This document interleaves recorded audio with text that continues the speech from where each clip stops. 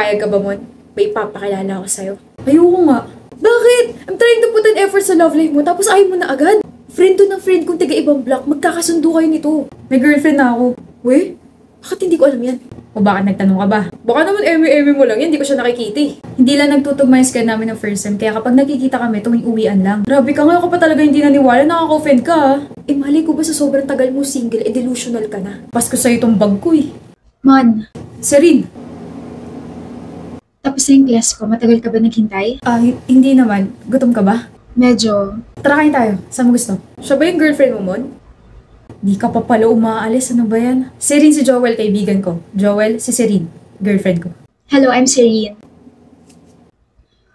Oh, bastos talaga yun. Pagpasensya mo si Joel medyo sabog kasi yung utak nun dahil sa receipt eh. Okay lang. Tara na. Di ba marami na kayong dogs and cats? Oo, pero kasi naisipan ko na baka it's time na to build a small rescue shelter para sa mga abandoned dogs and cats dun sa lugar namin. Mayag naman sila mama kaya next week magre-rescue na kami. Uy, ang sweet nun ah. Grabe, mahal na mahal ko talaga yung mga taong mababait sa mga animals. Dalawa ko ah. Of course! Wait, may dumi ka sa gilid ng labi mo. Dumis mo talaga kumain, love. Frapmon! Anong framon? Short for gusto ko ng Frapmon. Daming alam. Ano yung dala mo? Pagkain. Niluto mo? Hindi. Si mama yung nagluto, hindi ako marunong eh. I mean, sinubukan ko naman magluto, pero kasi sabi ni mama, wala raw lasa. Ang sweet talaga ni tita. Love, road trip tayo. Pero may mga kailangan kasi akong tapusin this weekend. Love, huwag kang mag-pout.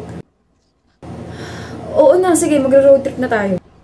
Yes! Problema mo? Iniisip ko lang yung girlfriend mo. Ano? Hindi! Hindi yun yung ibig ko sabihin. Gano'n na kayo katagal ni Serene? Pre. Kala ko, 7 months bakit? Tagal niyo na rin pala, no? Saan kayo nagkakalala? Saan kami nagkakalala? We met this year no summer sa Boracay. Tapos ayun, nalaman ko na dito siya nag-aaral. Tapos sabi niya, baka nakatadhana kami para sa isa't isa kasi nalaman niya na dito ako nag-enroll. Tapos December na ngayon. Ay, I can't wait to spend my first Christmas with her. Mahal mo? Oo naman. Agad? Anong agad? Tunog si Raulo ka sa tanong na yan. Ayaw mo bang pag-isipan muna kung mahal mo ba talaga si Serene, pre? What the heck is your problem, Joel? Ito na lang. Nagtatanungan ba kayo ng past ng girlfriend mo? No. I mean, I tried naman pero kasi sabi niya, mas importante yung present tsaka future. Patay tayo dyan. Tanungin mo ulit. What? Bagong salpa ka nga lang pala rin sa university, no? Kasi, I'm just worried, bro. Kilala kasi si Serene na baliw sa ex niya. Ex ka ba niya? You sound so stupid. Hindi niya ako ex, pero yung ex niya, naging blockmate ko last year and bro, they were madly in love with each other. Kaya tanungin mo si Serene kasi namatay yung ex niya few months before you met her. Malapit na tayo sa bahay namin pero wala ka pa rin imik. Bored ka na bang kasama ako, Mon? Di naman. May iniisip lang. Kasama ba ka dyan? Hmm. You're being distant today. Hindi mo na ba ako mahal? Mahal. Mahal daw pero ganito ka sa akin ngayon. Mahal kita. I really love hearing those words. Eh ako, mahal mo ba ako? Bakit mo naman natanong yan? Oo naman. Bakit mo ako mahal? Ang love ko kailangan ng assurance. Yung totoo sana. Bakit mo ako mahal, Serene? Mahal kita kasi ikaw yan. Ako to? Ano nga ako to? Sino ba ako sa'yo? Ano ba ako sa'yo? Mon? Mahal mo ba ako kasi matalino ako? Kasi family-oriented ako, sweet ako, responsable ako, lagi ako naka-oo sa'yo? So bakit mo nga ako mahal, Serene? Kasi nakikita ko sa'yo si Franco. Ano? Dumis mo talaga kumain, love. Mon! Anong framon? Short for gusto ko ng Frapmon. Franco. Mon. Framon. Magaling na lusot mo rin, ah. I mean, hindi yun yung ibig ko sabihin, okay? Nakikita ko sa'yo si Franco pero hindi ganun. Gets mo ba? Mon, I'm so sorry. Dapat naging honest ako sa'yo. Kasi si Franco, he died last year, nung December. Tapos nung namatay siya, a part of me died too. Kaya nitong summer lang, pumunta akong Boracay, tapos nakita kita. Miss, nalaglag yung susi mo. Kahawig mo siya. Kahawig mo siya, kaboses mo siya, the way you speak, the way your eyes sparkled when our eyes met. Parehas na parehas mo na.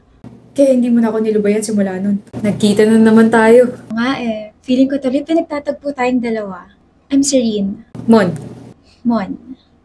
Hi, Mon. Tapos mas natuwa ka nung sinabi ko dito ako nag-enroll kaya wala ka nang pinalampas na oras, tama ba? I felt so alive the moment I met you.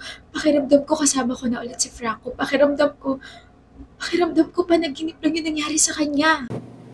Alam mo ba, yung mga habits and mannerisms niyo, halos parehas na parehas. Para bang binigay ka talaga sa akin ni Lord when my Franco died. Sorry, I bite my nails kapag kinakabahan ako eh. Okay lang. I don't mind. Bakit mo tinitignan? Wala lang. I just love it when you comb your hair using your fingers. I love arcade games, I love playing badminton, and I love you. Ang corny! Gusto ko yun. Tapos parehas kayong hindi marunong magluto, parehas kayong laging naka-oo sa akin. Alam mo ba, my family were so happy when they saw my smile again. Actually, balak na nga kitang ipakilala this Christmas kasi diba, sabay nating isa-celebrate yon.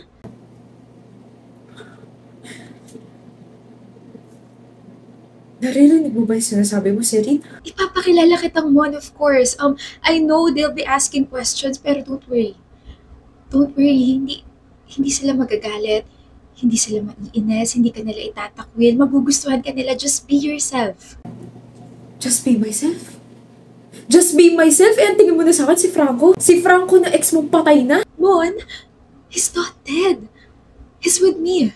I believe he's with me. He sent you. God sent you to be with me. Alam mo yun, para hindi na ako malungkot, para hindi na ako magalit, para hindi na ako mawala sa sarili ko. You're Franco. I believe you're Franco. Okay? Naiintindihan mo ba ako? Paano ako? Ha? Paano ako? Buhay ako, nasa tabi mo ako. Ibang katauhan to, iba ako, pero ako naman yung unti-unti mong pinapatay, Serene. Mon? Dean's lister naman ako. Mabait ako, magalang ako, may supportive akong parents, tapos mahal kita. Pero tama nga sila, no? You really can't have it all. I can't have it all, pero I have my own identity, Serene. Pinanganak ako si Mon, mamamatay ako si Mon. Hindi ako pinalaki ng magulang ko para lang makita mo ko bilang kahawig ng ex mo. Lahat ng mga pinakita ko sa'yo, si Mon yun, hindi yun si Franco. I know. Well, kung alam mo, edi sana hindi mo na ako nilapitan. Sana nag-focus ka na lang i-heal yung sarili mo. Sana hindi mo na lang ako dinamay kasi ngayon, parehas na tayo kailangan kumula sa sakit. Ikaw, sa sakit ng pagkamatay ng ex mo. Ako sa sakit na dulot mo. Mahal kita. Nasasabi mo lang na mahal mo ako ngayon kasi nalaman ko yung totoo, pero kung hindi ko pa nalaman, si Franco pa rin yung mahal mo hanggang dulo tapos ako utong-uto pa rin sa'yo. Franco. I mean, Mon. See? Alam mo, tigilan na natin to. I hope you can find your way out from the pain you're experiencing right now, Serena. Naniniwala ako na you can save yourself and move on. Galit ka ba sa akin? Mas galit ako sa sarili ko. Kasi kapakanan mo pa rin yung iniisip ko eh. I'm sorry, Mon.